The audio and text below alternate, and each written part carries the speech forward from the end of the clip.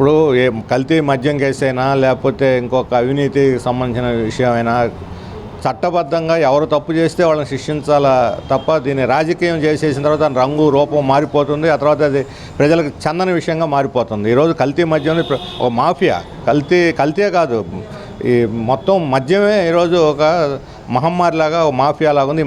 మద్యం మాఫియా గత ప్రభుత్వంలోనూ పెత్తనం చేసింది, ఈ ప్రభుత్వంలో పెత్తనం చేసింది. ఎవరు అధికారంలోకి వచ్చినా వాళ్ళని లొంగ తీసుకొని వాళ్ళకి కావాల్సిన గిబ్బులు అన్నీ కూడా వాళ్ళని అధికారంలో ఉన్న వాళ్ళకి ఇచ్చి వాటాలు ఇచ్చి అది మాత్రం స్వేచ్ఛగా వ్యవహరిస్తూ ఉంది.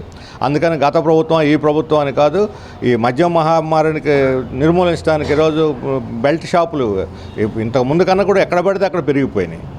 వీటన్నిటిలో కూడా ఎమ్మెల్యేలకు వాటాలు వస్తున్నాయని బహిరంగ ప్రజలందరూ చర్చించుకుంటున్నారు.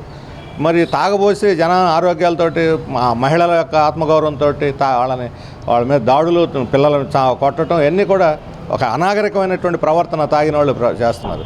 దీన్ని నియంత్రించడానికి బదులు నువ్వు కారణం ఒకరి మీద ఒక దుమ్మెత్తు పోసుకొని రాజకీయ అంశంగా మార్చడం అంటే ఎవరు అధికారంలోకి వస్తే వాళ్ళు మేము ఉపయోగించుకుంటామని చెప్పడం తప్ప ఇలాంటి అంశాలని నిర్మూలించేటువంటి ఆసక్తి మాత్రం వాళ్ళకు ఉన్నట్టు కనిపించడం లేదు.